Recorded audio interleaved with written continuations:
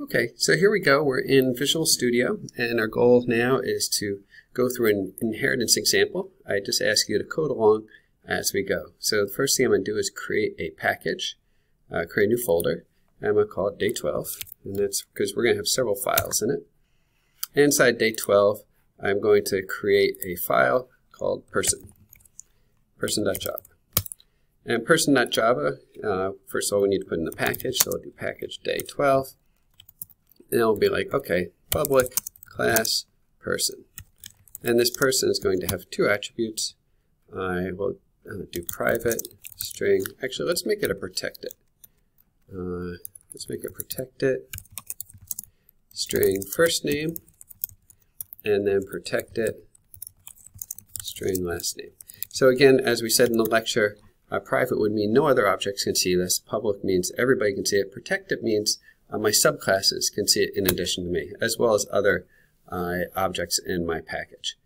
So now once I've created the two instance variables, we can create our constructor. And so our constructor is going to take both the first name and our last name. And you'll do the whole this thingy to copy the parameter values into the instance variables.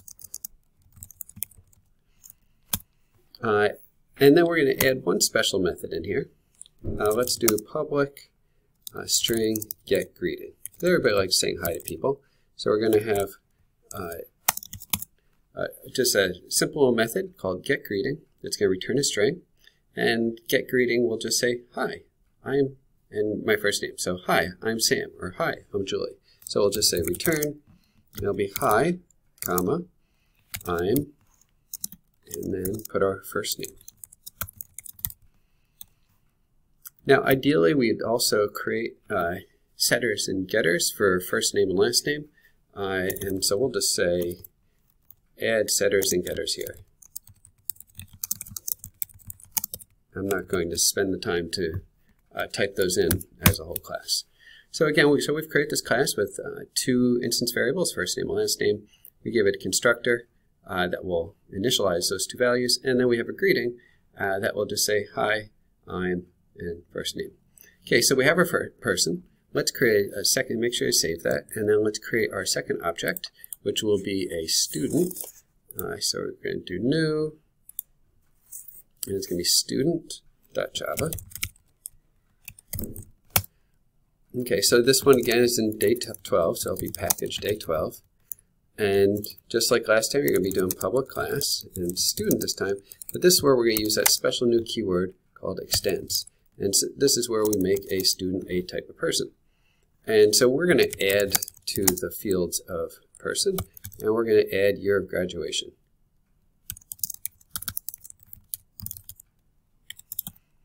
Okay, and then we'll create our constructor. So a student is constructed, and it'll be int year of graduation, just like any other object. And so we have year of graduation, but wait, we forgot something here.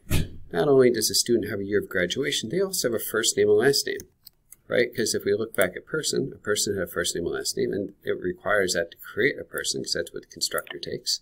So we also need to take a first name and last name here, because in creating ourself, we also need to set up the values for our superclass. So we're going to take in those two values. Then the question comes up, how do we pass those values up to my superclass? So we're going to put in a super here. That's how we refer to the superclass. Now we can pass those values up. So first name and then last name. And so this super will refer to the constructor of my superclass of person, and I'll pass those values that I just received here. And then I as well need to set my variable. So I'll do year of graduation equals year of graduation.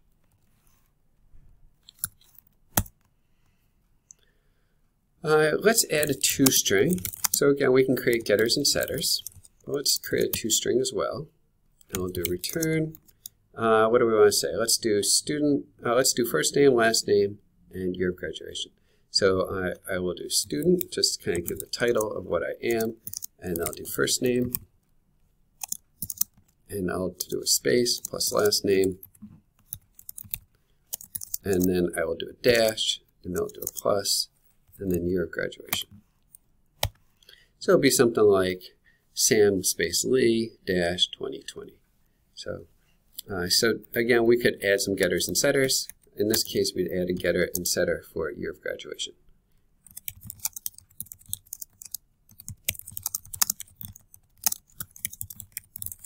So we won't do that for now, but that would be perfectly good to add. So now we have a student, which is a type of person.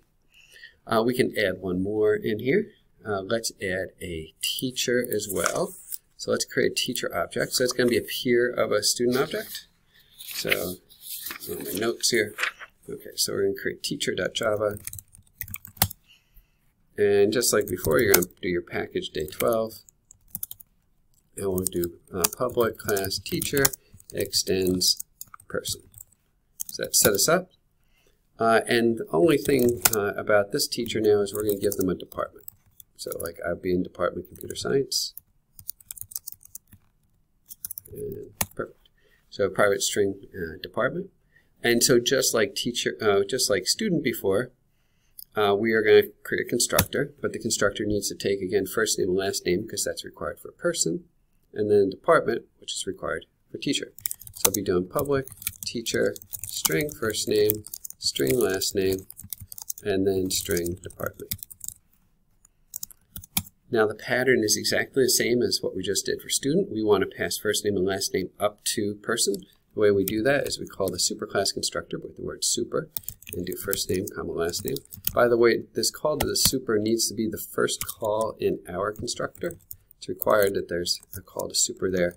If the compiler will put it in for us, and that's why we didn't talk about this previously. If you don't put it there, there are many cases the compiler can just kind of put it in there for you. That's something for AP where we'll learn more about that.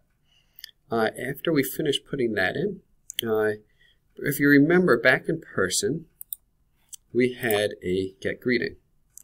We're going to change this. Teachers are typically a little more formal than just regular people. So I'm going to go copy what we had in person. Let's bring it up to teacher. So here we have the same method name, same parameters, which is none, and we're returning a string again.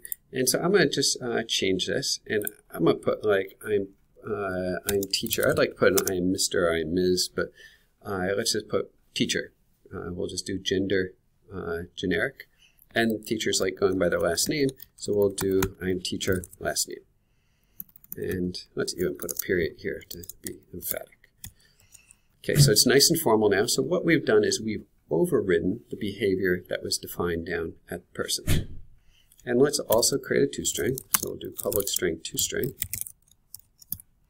And so this is going to be like the student again. So we'll do return, and this time we'll say teacher instead of student, of course. And I'll just say first name, just like last time for student, space last name. And then let's put a dash, and this time instead of year of graduation, we will put in department. So now we have a toString as well. Again, we can create a setter and getter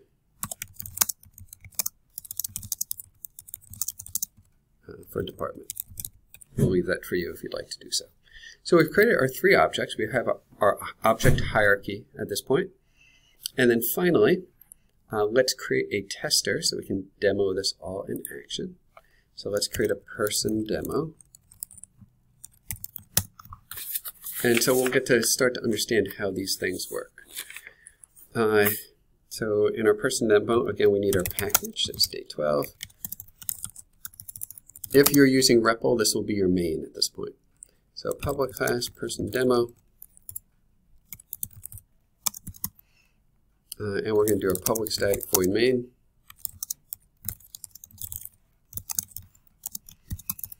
And let's create three objects. So we can create a person object, so person P equals new person. And let's say it's going to be for Grace Lee. So first name, last name. So person, the person constructor, if you recall, only took a first name and a last name. We could create a student, so we'll do student S equals new student. And we can do Jeffrey, say Long, and he's graduating in 2021. And then we could also do a teacher T. So again, the student takes 3. It takes a first name, last name, and a graduation year. And then finally, new teacher. And tell you what, let's just put me in there. So it'll be Brian. And let's pretend whoever typed this in typed my name incorrectly, which is not too uncommon. They put repass, and we'll put in computer science. Okay, so we've created our 3 objects. And so the first thing I would like to do is do our system.out.println. Let's print out these 3 objects to see what they look like. So we'll do system.out.println P, and then copy that 2 more times and do it for S and T. And go ahead and run it and see what the results look like. I'm going to pause it while I get this set up to run. Okay, so I successfully ran mine. And if we look down at I have the output of my run. And you'll notice first the person has the ugly toString, you might say. This is the object level toString. Since person did not override toString, we got the default behavior. But then for student and for teacher, we got the new behaviors that we wanted. So I'm going to pause and put a few comments in the code, and then we're going to go on and look at some other features. I've added those comments now. They're appearing up here. Just explain what we just said. So these methods, these print statements call the toString for each object, and note that the person, the P1, prints out the address because we didn't override the toString in the person object. Okay, so let's do the next thing. So T, we want to change the last name of teacher. So I want to do t.setLastName. Uh-oh, we didn't create the setter, so we're going to have to go create that setter. So I want to correct my last name because it's misspelled. A teacher is a person, and a person is going to have that setter. So let's go back over to person, and let's just add the 1 setter that we need. So we'll do public void set last name, string last name, and then we'll do this dot last name equals last name. Because again, the purpose of the setters is to enable us to change the instance variables in a controlled manner. So now we have the setter. We can come back over here. Now this is a teacher, a T, but since a teacher is a person, it has access to all the methods that exist in person. So I can correct my last name, which is very nice. Now finally, we had getGreeting for many of these. So let's just do system.out.println and call the getGreetings. So I can do p.getGreeting.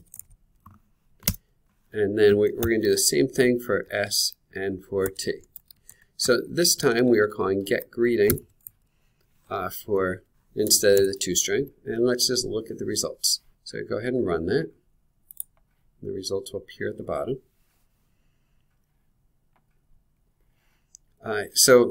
We'll see, hi, I'm Grace.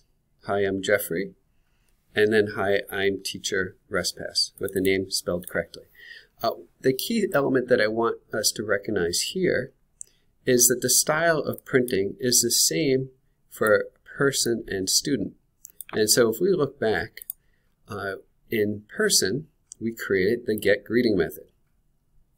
In student, we didn't have a getGreeting method at all.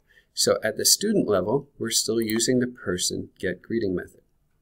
However, for the third one here, hi, I'm teacher Respass, that got a different format because at the teacher level, we changed the behavior of getGreeting. Again, this is called overriding. So it was created at the person level. We reused it at the student level, so we didn't replace it. But at the teacher level, we overrode it. And that's an option that's always available to you. Okay, so your task is just to finish typing these in, what we just went through, and you'll just submit that in Schoology to just demonstrate that you went through the lesson. And hopefully that this was helpful in developing an understanding of inheritance and how inheritance works.